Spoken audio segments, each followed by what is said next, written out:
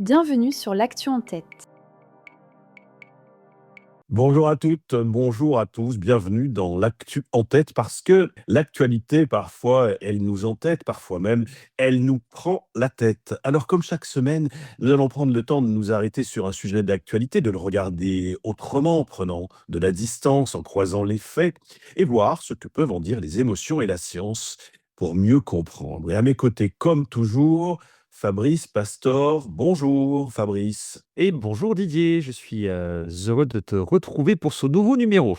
Et tu es neuropsychologue, formateur, conférencier, auteur. Tu travailles depuis de nombreuses années auprès d'enfants et de familles. Et nous allons ensemble explorer ce sujet du printemps. Oui Didier, donc je rappelle Didier Meyran que tu es journaliste, président de l'association Psychodon, commissaire général du Forum de la santé mentale et que tout au long de ta carrière tu as interviewé de très nombreux responsables politiques, dirigeants, artistes, figures publiques, toujours avec cette attention portée à l'humain. Et donc oui, aujourd'hui c'est le sujet du printemps. Les jours se rallongent, Fabrice, presque enfin.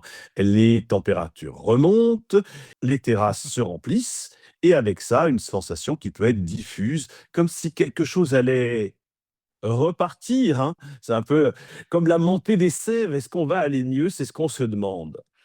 Oui, ce n'est pas un podcast aujourd'hui sur l'adolescence qui bourgeonne.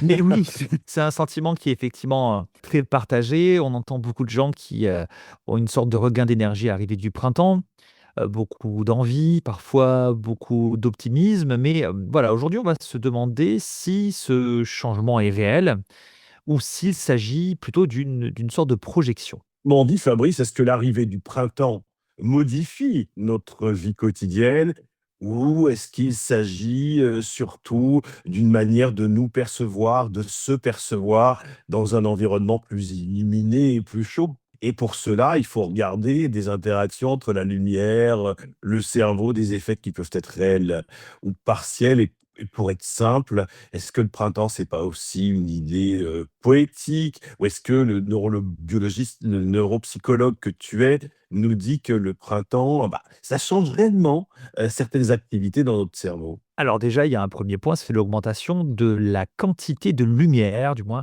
l'augmentation de l'exposition à la lumière. On le sait, hein, la lumière naturelle joue sur nos rythmes circadiens notamment, via la régulation de plusieurs choses, et notamment la mélatonine, qui a donc un effet aussi sur la sérotonine, qui est un neurotransmetteur. Alors le résultat, ça va être typiquement une amélioration de l'humeur chez certaines personnes, une augmentation de l'éveil et aussi une régulation du sommeil. Alors, des travaux montrent, par exemple, que l'exposition à la lumière naturelle est associée, comme je l'ai dit, à une meilleure humeur et à donc une diminution de certains symptômes dépressifs saisonniers. Mais bon, ça ne concerne pas tout le monde.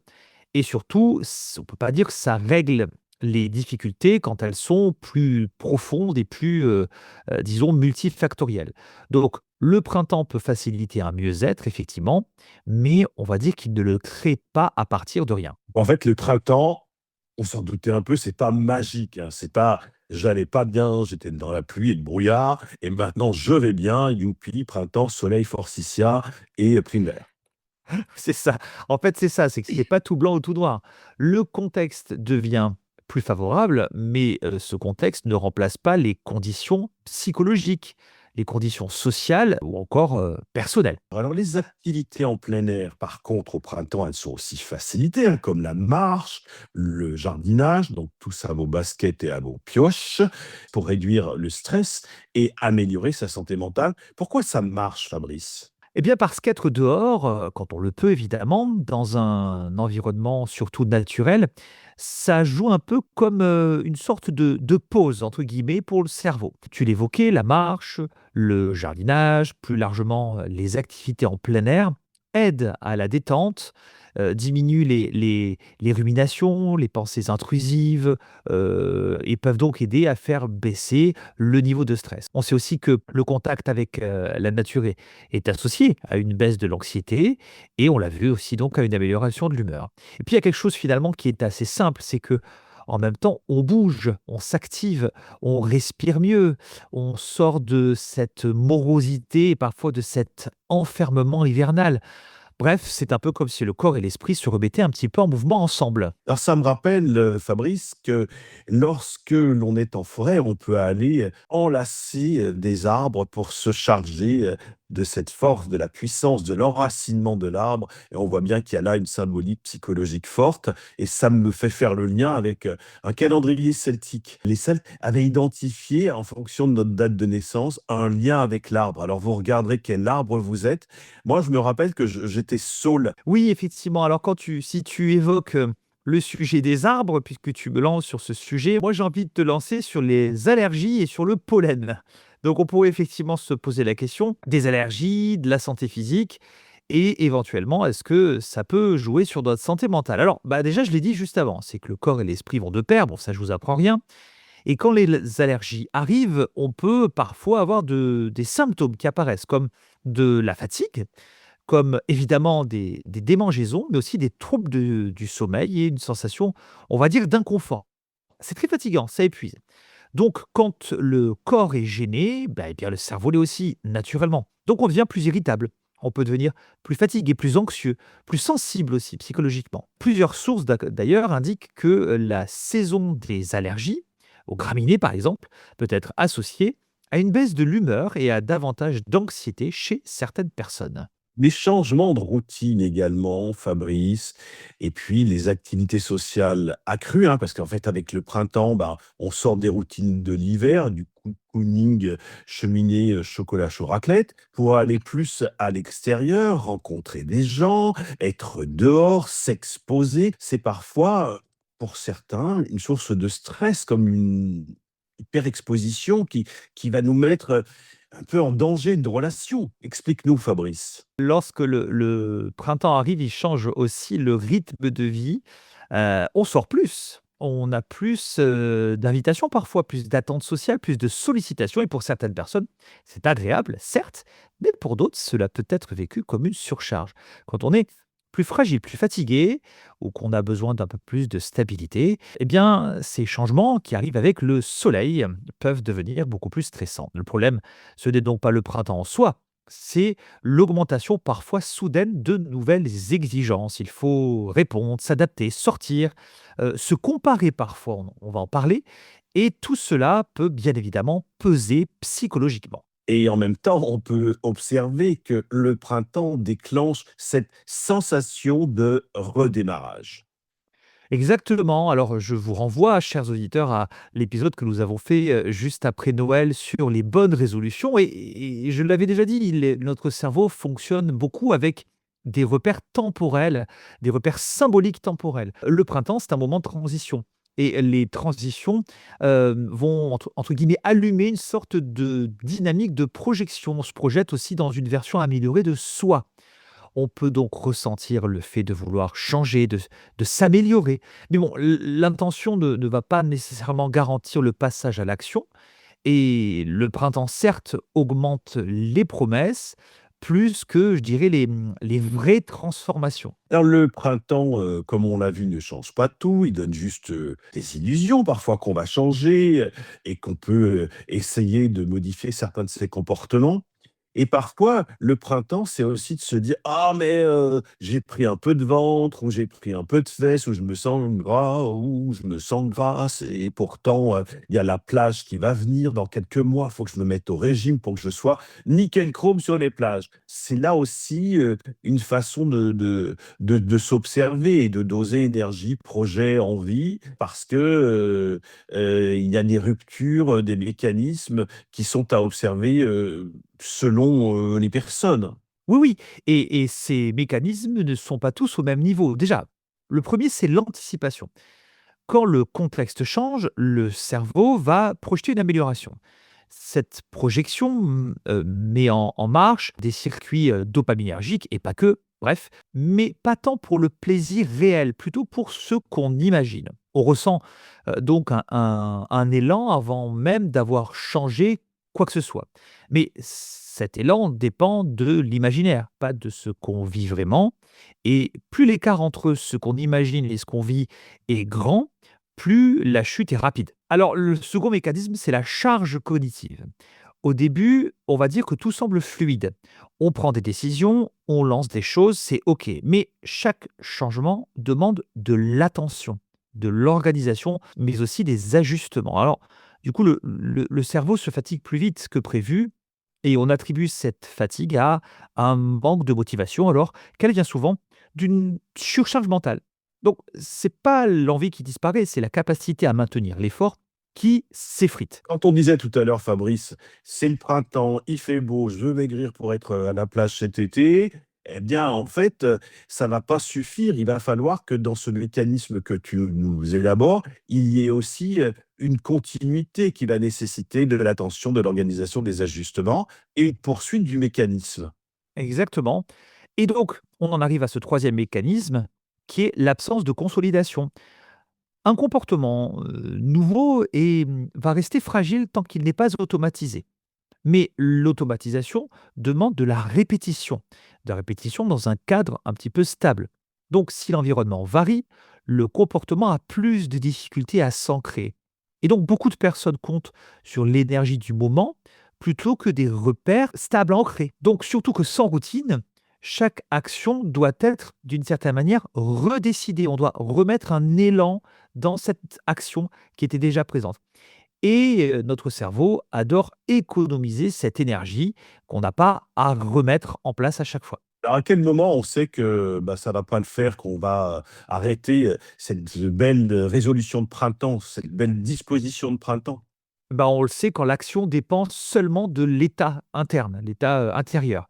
Si tu agis seulement quand tu en as envie, l'effondrement devient prévisible. Par contre, si l'action est liée à un contexte précis, à un moment qui est bien identifié ou à, une habitude qui est existante, bah, ça résiste mieux. Si l'on pense aux personnes qui souffrent de troubles de l'humeur, comme la bipolarité, est-ce qu'ils sont plus sensibles aux changements saisonniers et au printemps en particulier? Oui, certaines personnes qui souffrent de troubles bipolaires, par exemple, hein, peuvent être plus sensibles aux variations saisonnières et notamment à l'augmentation de la lumière, on l'a vu au début de cet épisode, qui apparaît, qui survient au printemps et évidemment en été. Alors, des recherches qui mettent en évidence le fait que les variations, donc à cette exposition à la lumière, peuvent influencer les rythmes circadiens et favoriser certains épisodes thymiques, certains épisodes d'humeur, en particulier les épisodes hypomaniaques, on dirait d'un peu d'exaltation qu'on peut avoir au printemps ou en été. Mais ça ne veut pas dire que le printemps provoque évidemment systématiquement des troubles.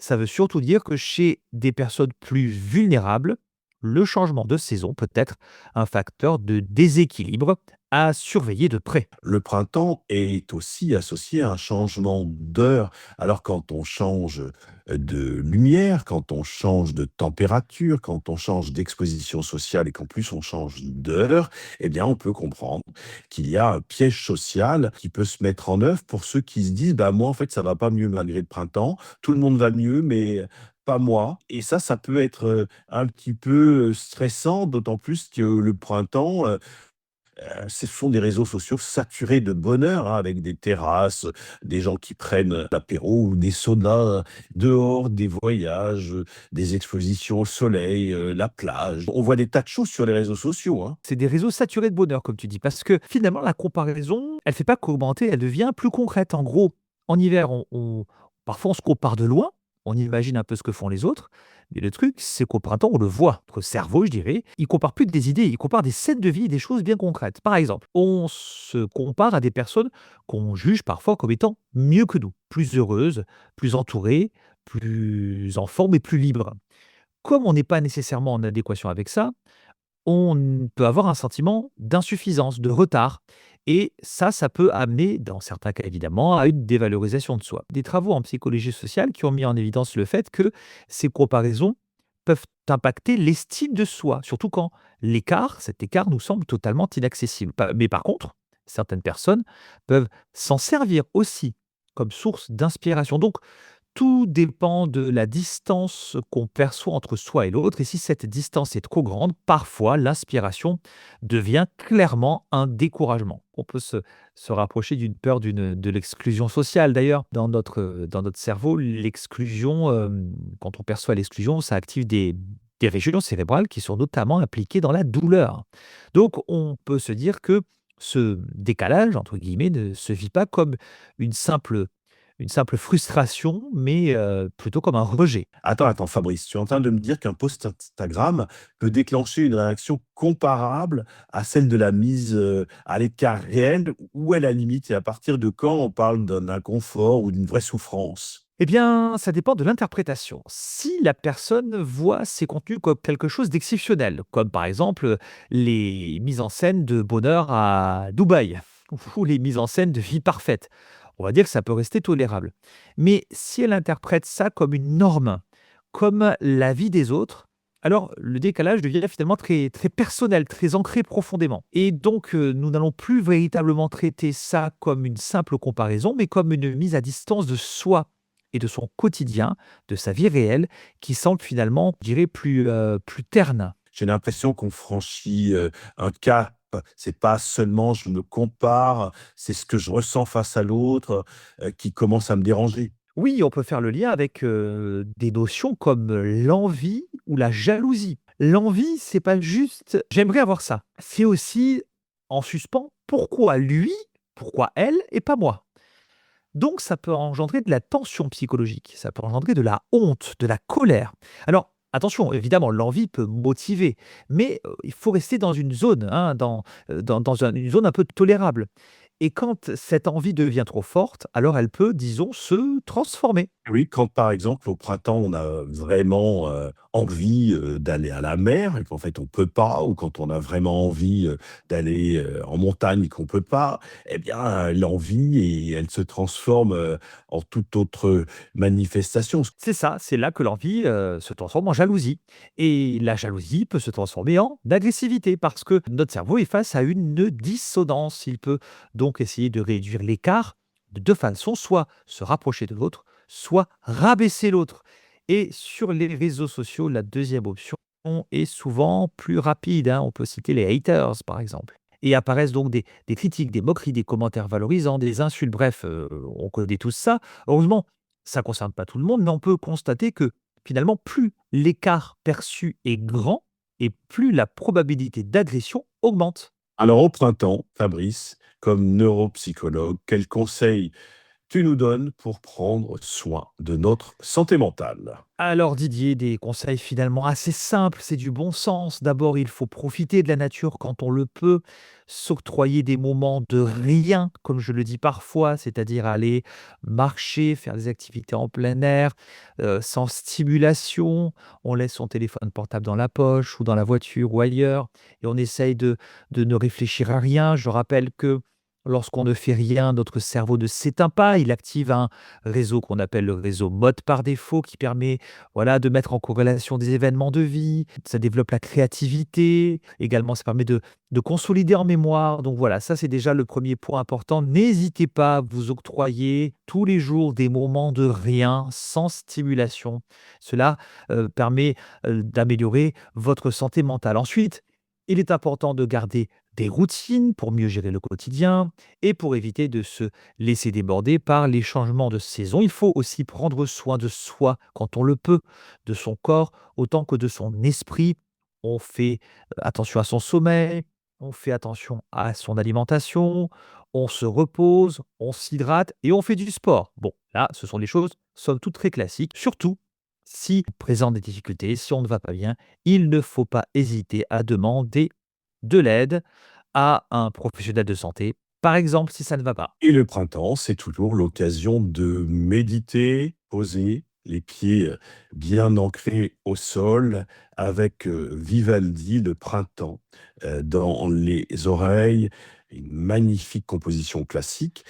Et puis je vous invite, oh allez, c'est un peu de pub pour 50 chansons pour la santé mentale chez RS. Je vous invite à vous intéresser à Michel Fugain qui nous disait: «Le printemps est arrivé, la belle saison». Bref, et puis je vous invite aussi à reprendre contact avec la joie de Charles Trenet. Il y a de la joie, bonjour, bonjour les hirondelles, il y a de la joie. Le printemps, ça a tellement inspiré, les poètes et les auteurs que, on ne pouvait pas manquer, Fabrice, de faire un lien avec eux. Je te remercie d'avoir partagé, ce temps ensemble à évoquer, le printemps, les hirondelles, la joie et les réseaux sociaux. Merci encore à toi. Un épisode cette fois-ci un peu plus léger, effectivement, par rapport à cette actualité dense et cette actualité lourde. Merci encore pour ce moment. Nous vous souhaitons à toutes et à tous une belle semaine. À bientôt pour un autre numéro de l'Actu en tête. Au revoir.